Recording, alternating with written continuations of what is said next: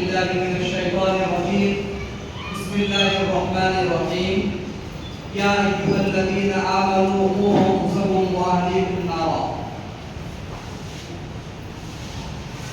میں موجودہ دور کے اندر بے شمار برائیاں پھیلی ہوئی معاشرے کے اندر، جہیز کے تعلق سے لے لیجیے یا ان کے باہمی معاملات کے تعلق سے لے لیجیے، ان میں سے ایک سب سے جو برائی اور خرابی پھیلی ہوئی ہے وہ یہ ہے کہ ہم اولاد کی تربیت کس انداز سے کریں.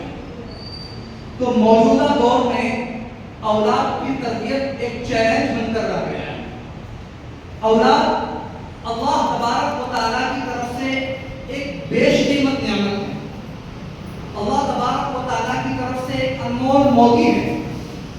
اس کا احساس ان لوگوں کو ہوتا ہے کہ جن کو اللہ تبارک و تعالیٰ نے اس نعمت سے محروم رکھا ہے. ان سے جا کر پوچھئے کہ اولاد کی نعمت کیا ہے، اولاد کس طریقے سے ہوتی ہے. جو ہمارا لڑکا بڑا ہوتا ہے تو ہمیں ان سے بڑی امیدیں وابستہ ہوتی ہے کہ بڑا ہو کر ہمارا لڑکا عالم بنے گا، حافظ بنے گا اور دین کا داعی بھی بنے گا.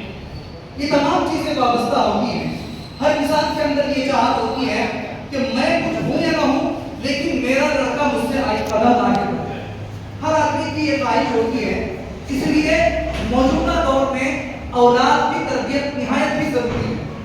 اگر ہم پرانے زمانے کو دیکھیں اور آج کے دور کو دیکھیں تو دونوں میں نمایاں فرق ہے. دونوں میں زمین و آسمان کا فرق ہے. آپ سوچیں کہ پچھلے زمانے کے اندر جس طریقے سے بچوں کی تربیت کی جاتی تھی اور جس طریقے سے ان کو تعلیم دی جاتی تھی، اگر ہم اسی لاٹھی سے ہم بچوں کو ہانکیں تو اس طرح کام کرنے سے کام نہیں چلے گا.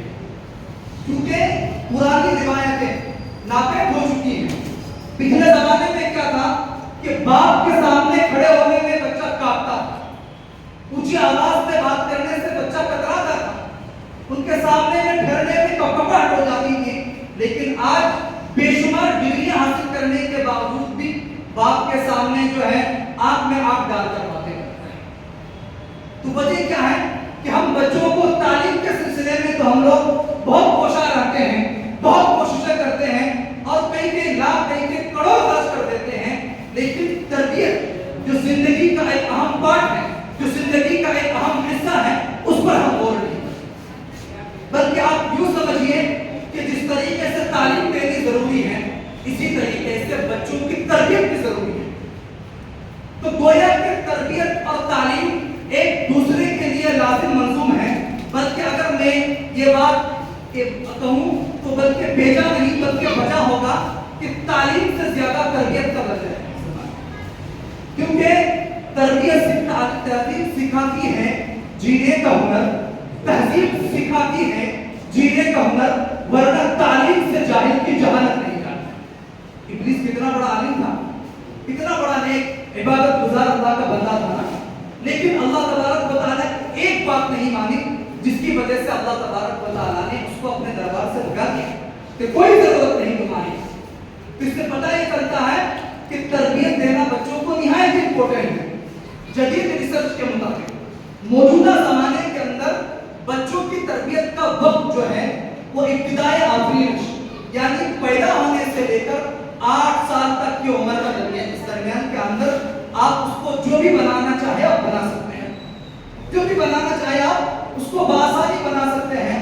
اور اس کے لیے ضروری ہے کہ آپ جو ہے اپنے بچے کو حافظ بنانا چاہتے ہیں، اچھے اخلاق کا حامل بنانا چاہتے ہیں، اخلاق حسنہ کی آپ تعلیم دینا چاہتے ہیں، تو ضروری ہے کہ آپ بچے کے سامنے خود بھی سچ بولیں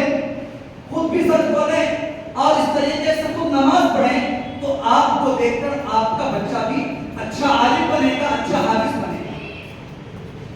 نفسیات کے مطابق ایک کہی ہوئی چیز یا ایک سنی ہوئی چیز بچہ بھول سکتا ہے، لیکن جو چیز بچہ اپنے استاد کی اپنی نگاہوں سے جو استاد کو دیکھتا ہے، اپنے پیرنٹس کو دیکھتا ہے، اپنی امی کو دیکھتا ہے، تو وہ چیز انقاف قلب ہو جاتی ہے، وہ چیز دل و دماغ کے اندر واصل ہو جاتی ہے. تو سبھی حضرات دعا کریں اور ابھی سے عہد کر لیں کہ انشاءاللہ ہم تعلیم سے زیادہ تربیت پر. اللہ تبارک و تعالی ہمیں تربیت کی वाखिर दावाना अल्हम्दुलिल्लाह।